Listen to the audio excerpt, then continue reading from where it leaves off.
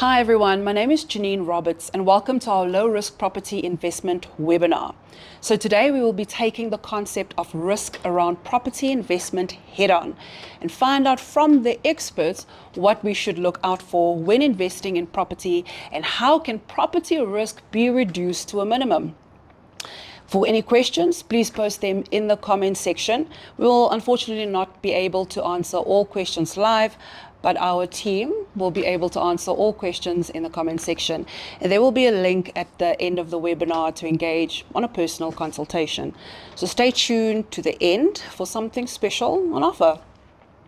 So in studio, we have Charles van Niekerk and Sam Kekana, our property investment strategists, who together has more than 20 years of experience in the residential property industry and have been successfully assisting property investors to start and grow their property portfolios. Welcome, Charles and Sam. Yes, Thanks, Janine. Yeah, Awesome. happy to be here.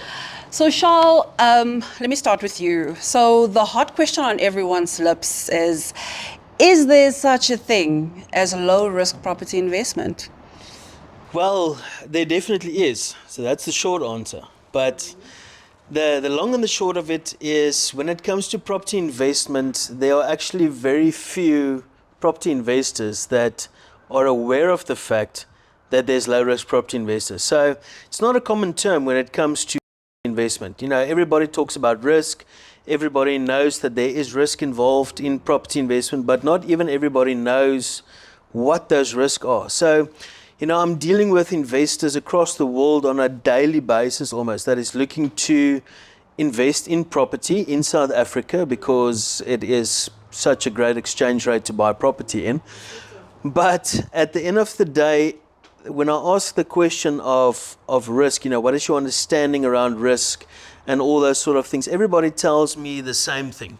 Everybody says, yeah, well, loss of income. You know, if I don't get my rental, I'm out of pocket. You know, I need to be wary of that.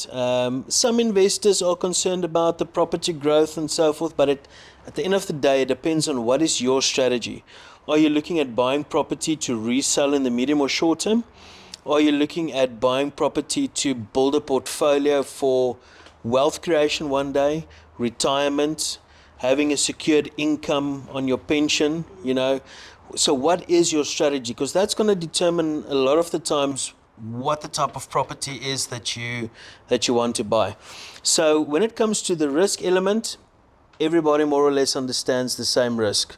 It's about the income. If the income is not there, I have to bear the risk of the total expense. You know, whether there's a bond or whether there's just the levies and the rates and whatever the case might be. And there's maintenance and so forth. So, but the beauty of property investment is we can understand the risk. If we understand the risk, we know how to mitigate the risk. So now it becomes a bit easier. We help investors to understand the risk, give them advice and some tips on how to mitigate the different sort of risks. And then the question comes in, but how can I almost try and eliminate these risks as much as possible? And that's when it comes down to the low risk concept. So I don't want to give away too much too soon in the webinar about what it is, but yes, there's definitely such a thing as low risk property investment. All right. That's actually quite interesting. It made me think of something now, but I'm going to highlight it a little bit later because as a property investor, one property that is my house where I live in, you always think of the next step, the next investment part. Am I going to stay in my house and buy something smaller, or am I going to rent that out and buy somewhere else? You know, so there's different things, but I'm sure you're going to tackle that a little bit later for us. Yeah, there's a lot that we would like to cover. We don't want to, you know, we can talk for hours, but when it comes to property investment, it's truly a passion of ours. But I think the passion is even greater when it comes to advising investors on the right strategy. So typically in your case, there is a lot of investors that are in the same crossroads and not knowing what is the next step. Even worse, there's a lot of first-time investors that aren't taking any steps at all, and they just keep on watching these webinars, and they just keep on finding out more, and they keep on looking at properties, and they keep on procrastinating at the end of the day and not making a decision. And every year that goes by, opportunities are being lost. 100%. Every year that goes by, property value are increasing.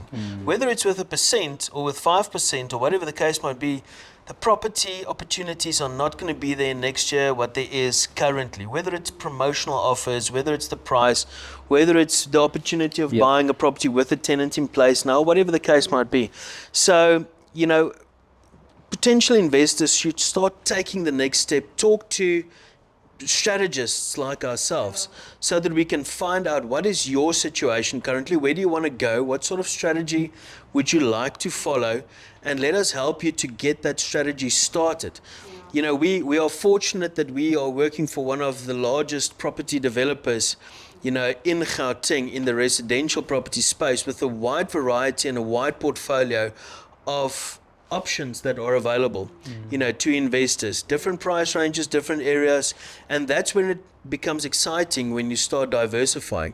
So when you are starting to buy your first investment property, your second one should be something different, and your third one should be something different, whether it's area, type, floor, product, price, it doesn't matter. You want to diversify your portfolio.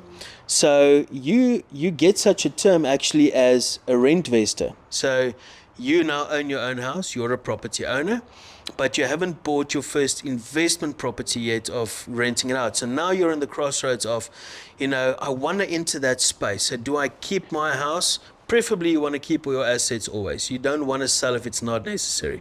So do I keep my property?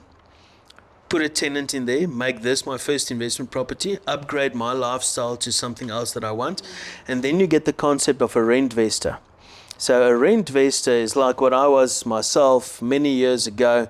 I rented a property ideally located of where I needed to be in terms of work or studies or whatever the case might be.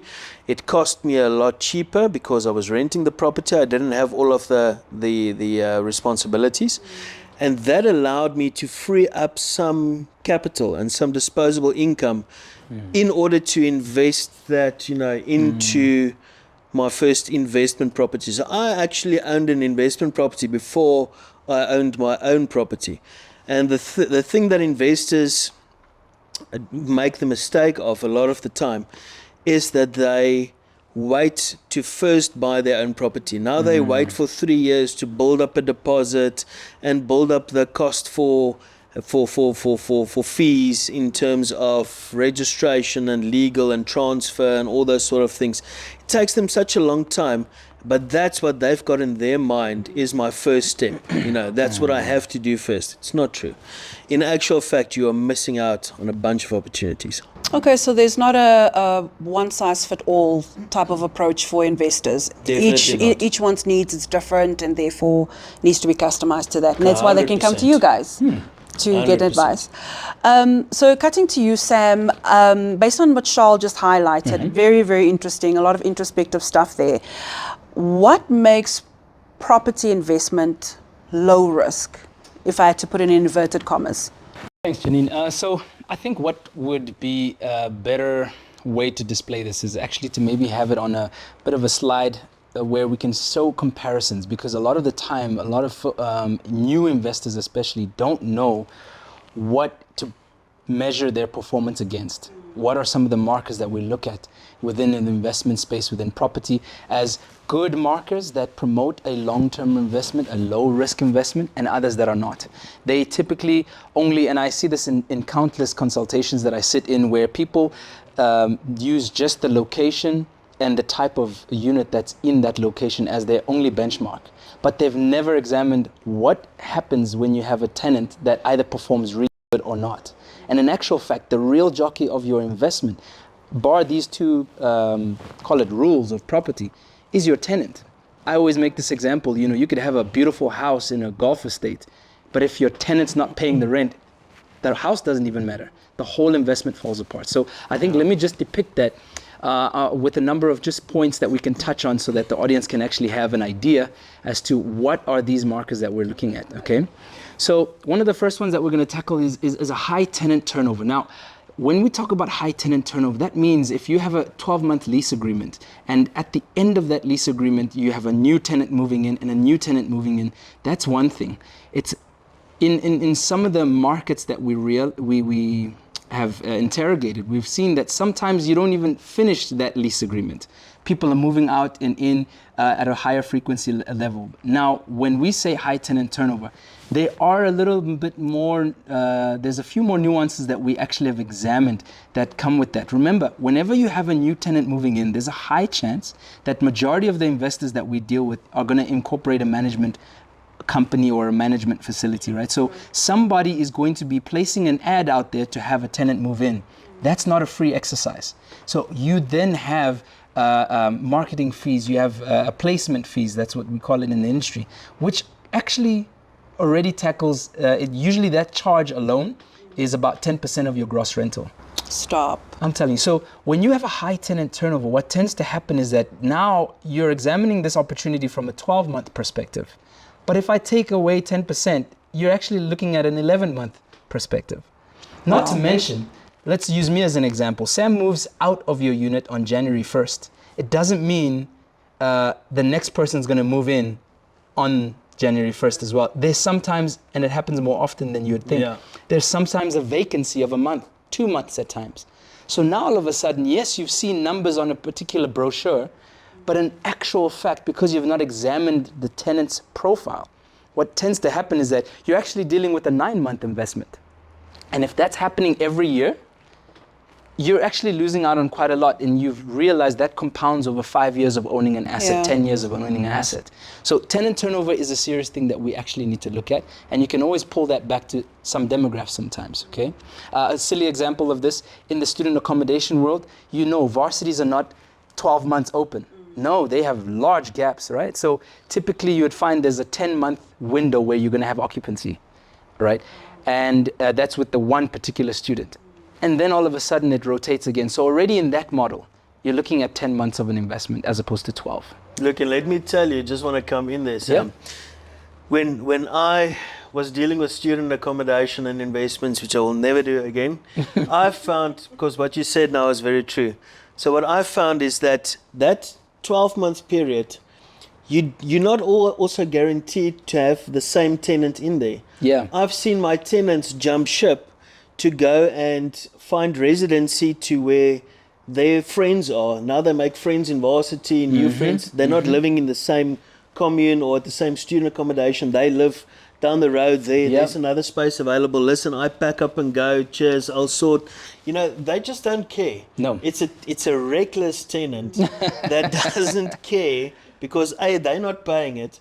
Somebody else is paying it, whether it's, you know, a varsity institution or their parents or whatever. Yeah. So they just don't care. You know, on that note, Charles, when I was back in varsity, when we were still doing studies on structural design and so on, one of our lecturers used to say the second most destructive force after water on a structure is a student.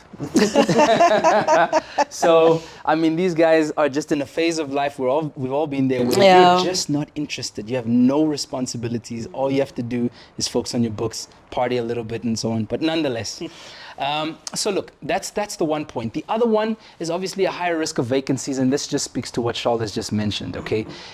You will find a tendency that in this market, you often have people needing to move for various reasons, and we'll touch on some of them. But vacancies is a result of that. There's what we call a vacancy ratio. When people are looking to put up an investment, and this is usually for the more astute investors, but it is something that I think anybody who's in this webinar should start to examine and look at, you know. That's part of what we do. We do introduce you to new investment terminology, investment terms, and one of them is a vacancy ratio. And you'll find that in some areas, you would have to make that ratio quite high because of the propensity of people needing to move in and out. And there are certain markets that have a high vacancy ratio, but then it's just has this tenant turnover. The other point that I'd like to dive into is obviously a shorter lease periods. I mean, these things just are compounding one after the other. Shorter lease periods, you'd find that because of professionals, because of needing to work here and work there, you'll find that some areas in the property sector, they're more appropriate to have shorter lease periods. Sometimes it's imposed on you by your tenant. You know, if he says, listen, we call them global citizens. Or there's a term for it where people just work all over the world because everything's remote now. And you'll find that when you have somebody like that in your unit, they can at any point show you that their contract is ending and they have to move. So you have this situation where they're renting 6 months at a time. Now, for peace of mind as an investor, where you have, you know, if this is for 1 or 2 units, all right, it might be bearable. But when you have 10 units of the same nature with the same type of tenant, and you've not paid attention, you will start to have these vacancies 6 months at a time, and you have to place this tenant more often. And those just speaks to that first point that I was Because you addressing. then actually, as an investor, thought that you were buying an investment property in this location because it's close to businesses and it's close to public transport and it's close to this and close to that. But now, as you rightly said, location then becomes irrelevant to this tenant because they work from home, they can work from anywhere. So they are going to work where, or they're going to live where it's going to make the most sense to them in terms of price or whatever the case. I actually have a very close friend who actually has 2 primary residents, one in South Africa and one in Portugal. And they just move in and out as they will, you know. And you can just imagine if that was your tenant. 1 minute he's there, the next minute he's not. And there's nothing you can do about that. You know, you just have to mold with that. And there's certain areas, like, for example, Cape Town. I see Germany's also succumbing to that, where you find that a lot of areas in your in certain suburbs have this high level of these global citizens where everything's remote, and they then need to mitigate for that in their own ways. Okay. The other point that I'd like to dive into is frequent maintenance. You can imagine whenever you move out of a unit, when you move into a unit, we do what we call an in inspection. And when you move out, an out inspection. And what you tend to find is that there are regular things that will come with time, okay? Things like wear and tear, things like painting. And when you have a high frequency of a new tenant, you'll find that Sam's standards moving in might be different to Janine's standards. And Janine says, sorry, I need a fresh coat of paint. And she has just moved in. You can't put that cost on her. And now Sam's gone, you paid him his deposit. So that falls then on the owner, more maintenance. You know, if you have multiple people changing keys, locks, and so on, all of those things compound and then impede in your investment. Scuffing your doors, chipping your walls every time they move in and out. Exactly. So these things are things that also happen. The following one is going to be about high demand and high supply. So this is something we've seen. We've seen it. You know, look, we always want to make sure that that first rule of property, location, is always kept at high regard. But that also comes with something, because you're not the only one hearing that rule. Many other people are hearing that rule, including big developers, small developers, all building in a specific place. What that also does is that we see the demand because of the strength of the area, but also then we elevate the supply. And this is where it becomes very, very competitive in terms of the general appreciation of that space. And appreciation, really, guys, it is something that you need to look at. It is sometimes area-based. Yes, there's macroeconomics that do influence property appreciation, but it is also sometimes, we call them hot pockets. You get these areas where they just go through a boom for whatever reason. A new mall, a new big developer coming into a space, you know. We have such developments, you would know of one, right? Where, I mean, somebody's just building a whole new city. You'll find that there's irregular appreciation in that space. But in these general hot pockets where the location's great and oversupply, it then tapers down this appreciation a lot more quickly, okay? And then we have variable tenant quality. Guys, I go back to the tenants. In certain places, you will, and there are going to be people in this webinar perhaps who listen to it and say, but I've had a great tenant, young professional, they've been here for 3 years, nothing's ever happened. But the variableness of that tenant, because the next door neighbor could be having a completely different experience. We've had situations where we've stayed in a particular unit and the tenant above us we knew the owner and said, yeah, we have this one tenant, only to find that on the ground, we told them that, listen, there's like 6 different people staying in there. Wow. Because the tenant actually turned it into an Airbnb, you know? And now you have these different faces. So you don't know that just by the fact that somebody's put a lease agreement in front of you that this is going to go well. That varying nature of the tenant is also something that you will experience, okay? It's a control risk. You cannot control, you can't control, you stop, you know, Airbnb is a strategy on its own. Yes. You know, but if your tenant is subletting without your knowledge and all those things, you know, that's a different story. Yeah, and look, it is a different story, and we call it, these are tendencies that you would find in the main market, okay, main market, and you'll see the comparison just now, what we're going to compare this main market to. The one other element that we have seen is the life milestones, or we call it the life elements. Remember, even if you have a great tenant who is stable, pays their rent on time, you know, what tends to happen, and actually this happened to me personally, is that you'll find that in a certain age group, you are going to have life elements happen to you. Sam was single 3 years ago, and all of a sudden he gets married, then he has his first kid, then he has his second kid. Big changes. All of a sudden, if you relate that to property, a 1-bedroom could have been perfect. A studio, a bachelor unit could have been perfect for him. But the moment you have another person in that unit, it starts to feel a bit more constricted. What does Sam need to do? He needs to move out. And that speaks to then that tenant turnover again. So we see that in the main market, it's not just about a person's stability, young professional, and so on. There are other things that you need to factor in, is that this person is going to go through normal life milestones where they will outgrow the functionality of your unit. And we've seen it countless times. Countless times, that's why you'll find that there's this big desire for ground floor units. Where does that come from? It comes from being able to catch anybody in most of those life expectancies from, or life milestones, from them being single all the way to them developing a family. And we see that, you know, if you look at quite a large development, I mean, how many ground floors are there, you know? Does it make you worse of an investor because you've picked a higher floor unit? And this is things that we grapple with in main market. Yeah. You know? But you see, that's also in the main market why tenants don't sign a 2 or a 3 or a 4 or 5 year lease at a time, because they know that, listen, I might be in a position where I get an annual increase every year. So starting small is a means to an end. Next year it might look different, or I meet somebody, now the space is too small. You know, get married, get divorced, get retrenched, get transferred to a different province, whatever. There are so many elements that actually causes tenants in the life elements, or in the life that happens, that causes this high turnover of tenant, unreliability, or you know, less stable, all those sort of things.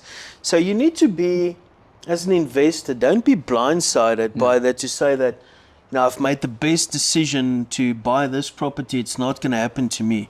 You can never guarantee it. No, there's no way. These sort of main market tenants will always be medium high risk tenants due to life-changing elements. They won't sign long-term leases. It's just a fact of the matter, and that's when we're going to get to the low-risk side. Looking forward to it, Sammy. You're going to definitely see that. So those are things that, once again, you just need to be a little bit mindful of. Okay, and the competitive resale and tenant market. Now, guys, this is a very important factor. It won't be something that's really relevant to somebody who is brand new in this, because you don't know the effects of having a stable tenant or not. But one of the things that we often experience with some of our more larger investors or more astute investors is that you're going to go through a cycle where you want to divest. And what does that look like in property? You want to recall your finances that you've put into this property through a sale. And you can imagine, if you're in a development that has, many units, all right? And a high supply of the same type of unit, and we see it often in many of these upcoming neighborhoods or very established neighborhoods. We see that, you know, if you have a building and there's, call it 1,000+ units of the same kind, what tends to happen in that environment is that when it comes time to divest, you have so much competition. Right. You have so much, and trust me, there is usually somebody who's got deeper pockets than you and more units than you. So if that person bought 20 units, and we've seen this in some of our developments, 20 units, 10 units at a time, and they maybe need to divest 3 or 4. They're happy to have a marginal profit on that. Whereas if you have that one unit you're depending everything on, and all of a sudden you want to divest that, you'll find that you can't go as profitable as you'd like, because you have to now deal with this competition in the area. One guy's selling a unit 200,000 cheaper. What do? You know, so that does affect that outcome at the end, regardless of appreciation. Yeah.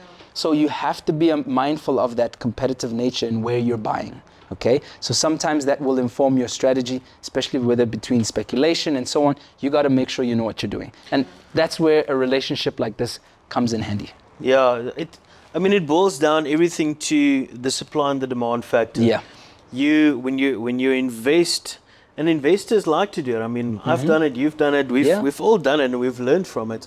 You know, these big developments, like you say, where everything is more or less the same. You've got 700 apartments in there, 1, 2, and 3 bedrooms, all those sort of things. But now you've got 700 units. You are one of 700 owners in there.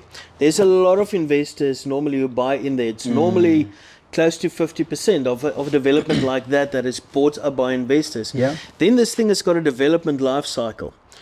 And everybody wants to buy into phase 1 because they want to capitalize on the phased capital growth, you know, and cash out at the end.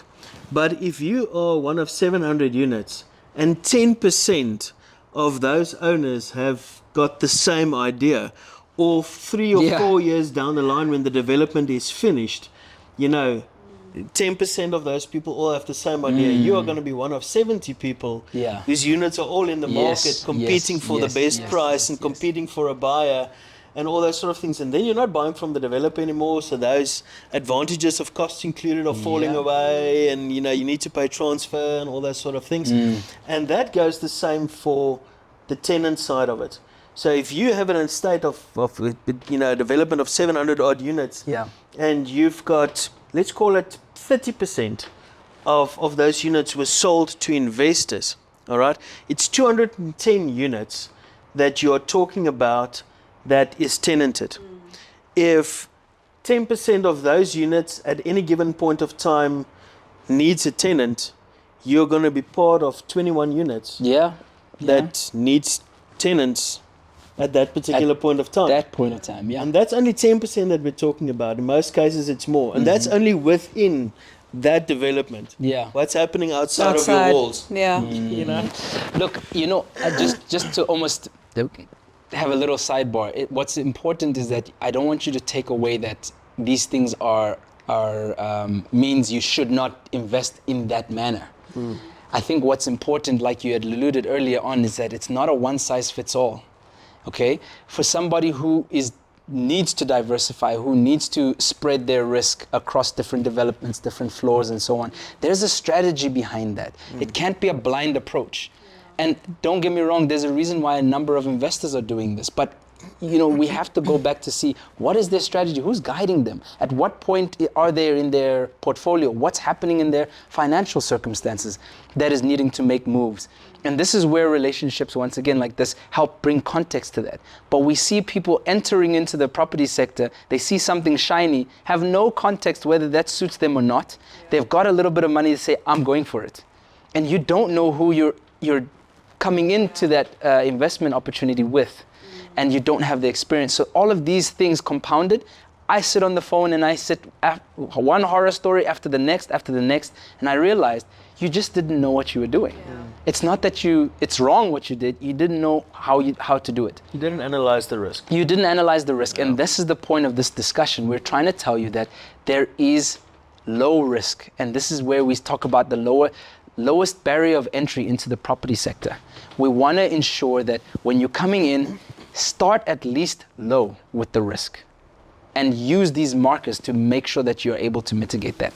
So one of the things is the overall concept of knowing what this main market is going to kind of expose you to if you're not aware of it, is that if you have these above risks that we've discussed, the subsequent outcome is loss of income.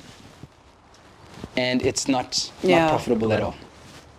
So now the part that is most anticipated, what then is this low risk? What are the markers that look like this? And truth be told, it's literally the opposite things that you would think, okay? So when we think about having higher tenant turnover, when you're looking at low risk investments, we want those to be low. What does that look like? We want it based on the tenant's profile, not on some fictitious pie in the sky thought process. We want to see a track record of long staying capacity. Okay. Long staying capacity, we want those long-term tenants. You know, when you take over a property that is supposedly tenanted, we want to be able to see, has this person been staying there for quite some time? Where are they in their career? You know, ask a few more questions. Is this a couple that I'm dealing with, or is it a family? How old is the children? Are they about to make a big life movement? Because that can help you gauge whether this is going to be long-term or not. So what this slide is now going to be able to show the viewers and our investors and everybody on the webinar is how easy the comparison can be in terms of main market, medium, high risk, things that we used to. What is the opposite of that? Because it's basically that. Yeah. And then we're going to look at what it actually is. And look, guys, these points, you don't need a property degree to understand these points. It's normal things that you have gone through as an individual.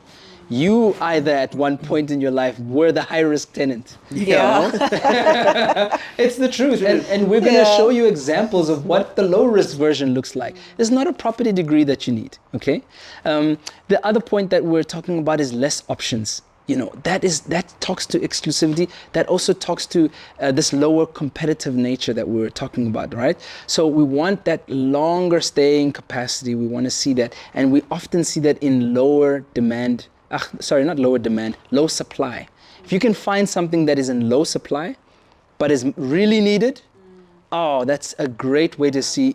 That drops your risk, because we see it in some international markets as well, where there's some hubs where, because of just how low the supply is and the high demand of needing to be in that space, you'll find the tenant has to stay put, regardless of whether young professional or not. Has to stay put. So what we want to do is, in the South African context, to find out where is there that low supply of that particular environment that you want, all right? Extended lease agreements, of course, when we talk about extended lease agreements, does it make sense? I personally have gone through a situation with our own family where we had rented out one of our houses, and the family that came in had said, look, we're happy to sign a 5-year lease agreement. 5-year lease agreement. And can I tell you, we saw that whole process go through for 5 years. But we didn't just look at it and say 5 years. If we're signing to somebody who is, let's say, a fairly wealthy IT young professional. Because 5 years, come on, we know that this person's going to see large increases in their income, potentially remote moving. It won't make sense. And I've had people tell me, somebody just signed a 3-year lease agreement with me. I'm like, do you know there's a 2-month cancellation clause in that thing, right? 2 months cancellation clause. And then that's that. So it has to make sense with the person's life. Does that make sense? That family, just a few markers, that family had just moved in. Their children had there was a nice spread between, call it grade 11 and 12 students and university students. The anchors of stability were there. We saw them. You don't move those types of people who are writing matric exams, who are moving into university. You don't move them. So we clearly could see that already here there's at least 5 years of anchoring. Okay, so those are some markers that you can see as in lengthy lease agreements, okay? Other thing, stable tenants, stable monthly income. Guys, it's always such a good thing to examine what does the person do, right? What phase of life are they in? How senior are they in their rank or role at work? Junior, lots of movement. Lots of movement. Senior, not so much. These are people who like stability. They like stability, right? And I mean, that does show up obviously in their monthly income. You want to be able to see somebody who has a decent amount of monthly income and then look at what that translates in relation to what you're charging for rent. So the next one, of course, low tenant turnover. That does speak to the stability markers, okay? Low tenant turnover actually also speaks to the low maintenance. The less you have somebody move out repetitively, the less you have to come in there and paint everything. It's cumbersome painting a unit that has somebody in it. So often that doesn't happen. All right. So when we talk about minor maintenance, and that's something that as an owner, you can also put mitigating factors into it and make sure that you go and do an inspection every whatever the period of time you're comfortable with. And also then based on your tenant. If you have somebody who is mature and knows exactly how to manage the unit itself based on their own standards, which is a good thing, then you won't have much maintenance. Okay, so that's also another thing that makes things low risk, because you don't want it to impede your investment. Remember, every cost on expenditure you put into that unit, it's going to come from the quality of your investment. Okay.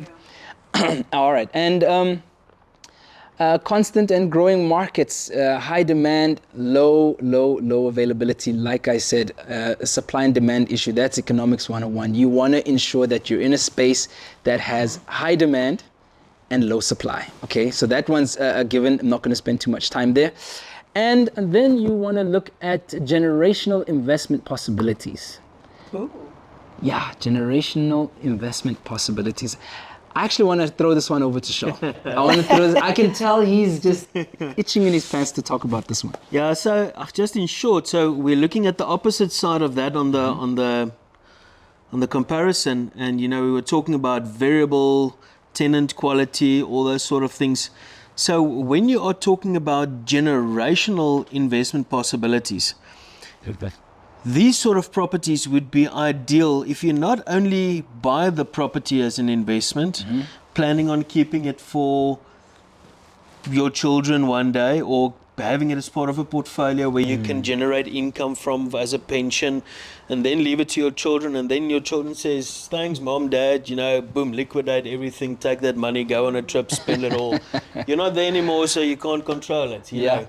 But now when you are in the position of actually investing in a generational property which offers a specific purpose, so it's a purpose where you can potentially invest now, maybe someday somebody else can physically use it in your family, so I need to talk carefully not to give away the punchline. Of course, yeah.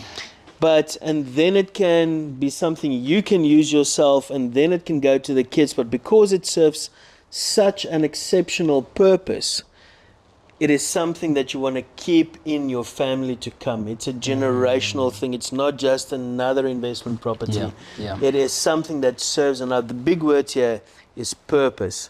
What purpose does this investment property serve you, your tenant? What gives it that purpose that people say, I need it, I want it. This is what I'm so glad I got it 20 years ago. That type of thing, Yes. No, I told you we could come out of him a lot better. But yeah, look, the following point I think is less affected by life-changing elements. Okay, and also you want to have somebody who's financially more astute or shows more significant markers of financially astuteness. They've gone through life. You can see that they're experienced to some degree. Also, when you're dealing with a type of tenant that is low risk in this nature, they've gone through it. That's the long and the short of it. You can see experience all over them. In short, you can see experience all over them. You can see that they're at a point where, hang on, you know what? It's going to just be about them at some other point, which is a nice thing that shows stability markers. I always ask this question. When was the last time your mother moved? Good question. Right? That's a stable person. Yeah. When last did you see your father move? Those are stable markers that we're talking about, because they've gone through all of the life elements. Yes. And this is something that actually speaks to the low risk element of your type of tenant profile. And of course then we have our continuously growing tenant market. The limited new property opportunities. And I think, let me get into that one quickly, because we're comparing that with the competitive resale tenant market. That's where we talked about the supply and the demand, competing with yourself and all those sort of things. So ideally on the low risk side, you want to find a property where the demand outweighs the supply tenfold, because then you're always going to know that you're going to have a tenant for that unit. You always know that you're going to have a resale market for that unit. But where this where this point comes in so very powerful is that in this specific offering that we are going to be talking about, it's an ever growing, continuous market. Every year there's a new market. So easy to compare student accommodation or students. Yeah. Every year there's a fresh batch of students coming in. Yes, First year, yes, second yes, year, yes, third yes, year, yes. fourth years, whatever. High turnover. High turnover, but a fresh market coming in. But not the type of tenant you want. It's not the stable. It's not that. Now you're looking at the flip side, and I think I'm seeing here there are so many of our investors on the call that's already throwing their hands up in the air, and they know exactly what we were Yeah, talking calm about. down, guys. We're getting there. But you want the flip side, the stable tenant, the long-term tenant that's also in the growing market, that's also a new market every year, that's also coming in every year with a new demand, new cash, that's ideally where you want to be. So ticking all of the boxes, and that's where we're going to. Oh, yes. So I see, based on what you guys just discussed, you've obviously given us a very detailed, very comprehensive, understandable breakdown of low risk property investment, right? So something that if I could just pick your brain here, Sam and Kushal, I find that there are a lot of South Africans that leave South Africa to go work abroad for better income, a better way for them to provide for their families, right? What I find in the real estate space, you'll find that in South Africa, while they were working here, they may not have been able to afford buying a property, whether for investment or for occupation. Now they are earning their dirhams or their dollars or pounds or euros, and they are now in a position to invest in their country. We're getting an increase of those kinds of leads, people that want to now buy a property. In your expertise and your understanding of investment, for someone that is planning on staying there for a while and they want to invest in South Africa, what would be the most ideal property type to invest in with that dynamic that I've just discussed? Well, look, I think it boils down to exactly what we have been aiming at, for this webinar, and about the low risk concept. And that's also what we've been experiencing. In the beginning, I said we deal with a lot of international buyers. That is exactly like that. England, the UK in general, Germany specifically, where this property has given them an opportunity to invest in something sensible, something that they can potentially, if they ever want to return and come back, they've lined up something that they can actually use. In the interim, they are benefiting and they are leveraging the pound, the dollar, the euro against the rand's currencies, and sometimes situations where you can buy 10 of these properties compared to the price of one, in the UK or whatever the case might be. And there's only one thing, Janine. There's only one thing that covers all of the low-risk elements, the long-term tenants, and I'm going to put everybody out of their misery. Please. And this is over 50s lifestyle estates. Oh. So over 50s lifestyle estates offers a purpose and a solution to investors, children of parents, for themselves a solution in the future, people who left South Africa for whatever reason, but they might want to move back and retire here. Where are you going to retire to? You're not just going to retire in the suburb. You're not going to just buy a house again in the suburb. Yeah. You want to make sure that when you move back or when you decide to retire, it covers all of those boxes. So what are the boxes typically? We're not talking about old age homes here. We're not talking about developments where you can only buy shares into or Right. anything like that. It's not a fractional ownership type of concept. This is full ownership, sectional title, full on security estate. But the purpose that it brings to the table is you can be as young as 50 in order to move in there. You can be as young as 18 to buy it. That doesn't matter, because you're still buying a sectional title, full ownership property like anywhere else.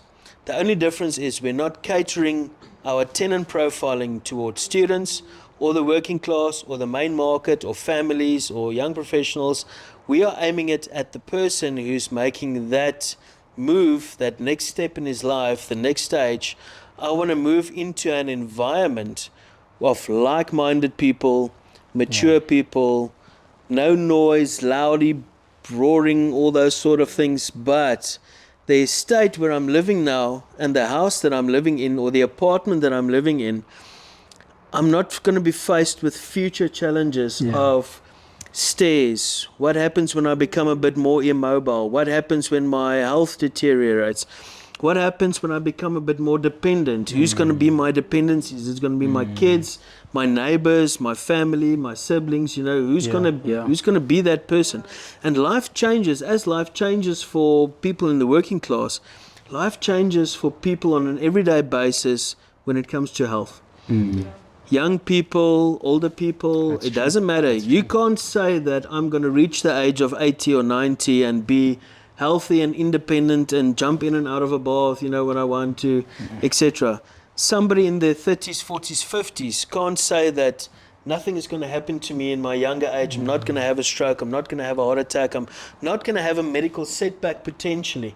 So when you're buying property, not only for investment, but you are now taking the next step and buying a property already inside a security over 50s lifestyle estate like this, which already offers a full-on private medical care facility, but over and above that, all the elements that you want to enjoy in life earlier. There's restaurants, there's hair and beauty salon, there's a swimming pool, there's a jogging club, there's bingo, there is lounges, there's a cocktail bar, there is just so much to do over and above the brick and mortar. You've got all the other things that are relative and important to every one of us as we are going to get older. We want to be associated with the same type of like-minded people in a community. We want it to be as safe as possible. And for that reason, Central Developments Property Group has been in the forefront of being the most experienced property developer when it comes to sectional title, over 50s lifestyle estates where anybody can invest into, anybody can buy. You just need to be 50 and older to be eligible to live there. But that makes such an immense difference when you're talking about investment, because now you've got the long-term tenant. Now you've got the mature tenant that is not going to break down your place. They look after your property. Yes, absolutely. You are playing the benefit card of supply and demand. Huge demand, continuous every year, new tenants, new buyers. There will always be. There's no new over 50 lifestyle estates that are being developed around every corner, in every suburb, in every province.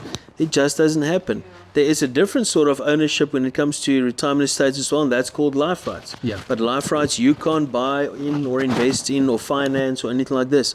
This you can finance. This you know, there's no other restrictions. So there is so many benefits. It's too much to still plate, you know, in one webinar. But at the end of the day, that is the solution. That is low risk investment property. It does exist. Have a look at your normal risks in property, turn it upside down and make it the opposite, and that shows you that low risk property investment can exist. It does exist, and there's no such thing as a risk-free investment. No. Of course. Don't get me wrong. But when you can have the option of low risk versus medium or high risk and the facts are on the table, it's an easy decision. I think, you know, just to add to that, if you had to, I always just think about it in a more practical way. You know, it is an investment style that a lot of people, due to exposure, have not been exposed to. But this is why we wanted to show you the comparative nature of the type of tenant profile, apart from just the multi-purpose functionality behind the actual asset. I think what's important to also distinguish is if you had, call it 1.5 million, 1.7 million, and you had to buy an asset anywhere, that asset must be in a good area. It must be appropriate for that area. But then what distinguishes the quality between main market and in these, it would be the type of tenant that you have. Correct. And we then looked and we said, hang on, if this is the case, if these are the markers of a low risk individual or a low risk tenant, and this is their behavioral patterns, where in high concentration are they? It's not a preference thing, it's a fact thing. And I think that's very, very important to take away from this conversation as well, because sometimes in investment, they always tell you this regardless of the type of investment you're making. It's not an emotional decision. As a matter of fact, you want to be as sober-minded as possible. Yeah. And when you look at this from a sober-minded point of view, you want the stability there. Yeah. You want the lower maintenance costs. You want the mature tenant. That, it just makes sense when you look at it that way. And I think that's an important thing to also take away from this. Very much. I think also you've really opened my eyes now, because I've never really thought of 50 and up investment. I think there's a lot of people that are looking for their next investment opportunity that haven't even given that a thought. A lot of people go to students because it's recurring tenants. You will guarantee have a tenant, especially if your investment is close to universities or colleges. So with that, this is actually a very, very interesting thing to unpack, and we have a lot of questions that's coming up now, but stay tuned. Your consultants will give you answers after. So just in conclusion, Charles and Sam, what message do you have there for that we haven't unpacked already? Because there's a statement that the landlord always wins. How true is that? And then any closing advice that you can give to our viewers today?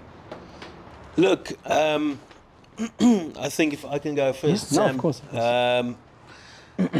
As I said in the beginning, the one thing that I would say, stop procrastinating on your decisions, on taking action. We are giving investors now an ideal opportunity. This is not just a webinar. This is let's call it an awareness campaign. This is on an awareness level that we want to talk to investors to say that it's not your fault that you aren't aware of low-risk property investments.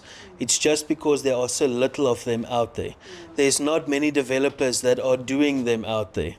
You know, Central Developments have done 13 of them successfully over the past 16, 17 years. But investors shut off when they heard the word over 50s or retirement or whatever the case, and they say, it's not for me. They wrongly targeted me. No, that's where you made the mistake, and that's why you haven't invested yet. So we are offering an opportunity now. Our team will be posting a link in the comments section where you can click on the link and make an appointment with myself, Sam, our team, to have a one-on-one consultation. Yeah. Normally the easiest, quickest, fastest is via Zoom or Teams. We've got offices here in Waterfall, in Midrand, and we've got this specific project that we are referring to is in the northern suburb of Johannesburg in North Riding.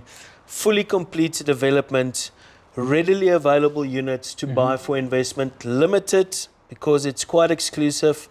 But these units that you can still find, it's already got tenants in. Yeah. These tenants are looking for long-term lease agreements. They've already been vetted. They've already proven themselves. They're well-paying tenants. They're going to look. These tenants are potentially looking to live there for 5, 10 plus years because the estate offers a purpose for them to retire there with everything that they need. All right. And that is important. So I think from my side, you know, don't waste the opportunity. It's a golden opportunity that we are bringing to the table. Talk to us, get in contact with us. Let's book it. Let's help you with your strategy. Yep. But better than that, let's give you an option to a solution that you can consider. Absolutely. And I think just from a implementation, I always tell my clients, look, this is not just for the sake of having information. We want to implement this stuff. Let's stop procrastinating. And what we've also done is we've taken it a step further to make sure that the entire process is very seamless. Okay, we will from our consultation, if there is a need, we will go and view the actual development. If you're actually very far, there's obviously a lot of material that's out there that you can actually see, and we will happily furnish you with that material as well. When it comes down to selecting a unit, very seamless process. We will show you what it is. We'll show you images of where the unit is in relation to the complex. Nice. Not only that, we'll help you with the application process. You can do this over a digitally as well. I've had meetings where we are literally sitting with a client in UK and we're digitally signing their contract with them. Whatever your circumstances are, we don't want you to procrastinate that, okay? And on top of that, we also have a lot of things in-house. We will help you with your financing application. We'll take you to the banks. We'll show you what it's like to get feedback from multiple banks. You know, if you have a private banker, no worries. They'll be roped into the whole process as well. I think what we want to make sure happens is that we want to de-risk this at all levels, not just the tenant, but the experience of how to purchase the unit. Not to mention, we'll also guide you through to the conveyance attorneys, where of course there's no fees because you're buying it directly from a developer. And I think that as well, they're very experienced. They know exactly how to walk you through the process of signing your paperwork. So all of it. And throughout the entire process, we are there with you. So basically a one-stop shop. One-stop shop. Okay. So this I think does round off the entire experience, that you're not there just accepting one bank's offer, for example. That also leaves you at risk because you're just getting percentages on your investment that you shouldn't necessarily have. And then we can also guide you through that process. You know, so I want to take it that one step further, Sam. Yeah. Almost. We are actually hosting an open weekend on the 17th and 18th of May. Right. At the development, at the Celebrations Over 50s Lifestyle Estate, where there is exclusive offers to our investors. Yeah. Investor assist promotions of up to 60,000 Rand that you can benefit from, either as discounts, either as, you know, whatever will assist you to give you that head start. Yeah. It doesn't happen often. It's not offered by everybody. And as soon as we can help you understand that, so let's do a first consultation. Yep. Let's look at your portfolio. Let's look at your strategy. But then I think, you know, our team also only has that much capacity. Yes. So we need to understand exactly if you're interested in this investment opportunity, want to benefit from it. Let's invite you to that open weekend in Joburg North, show you what it is, take you for a tour, and secure your investment there and then. Absolutely. Well, that's great. Okay, so that's the 16th and 17th. The 17th and 18th of May. Yeah. Okay, well, I'm definitely going. I better start looking at my savings for that investment opportunity. So, guys, if you have any other questions, please feel free to leave it in the comment section. And yeah, this has been a very insightful, very educational webinar. I'm definitely leaving more richer for it, and hopefully we'll get richer for it. But yeah, thanks, Charles. Thank you, Sam. This was very informative. And yeah, happy investing, people. All the best. Thanks, Jane. Thank you so much.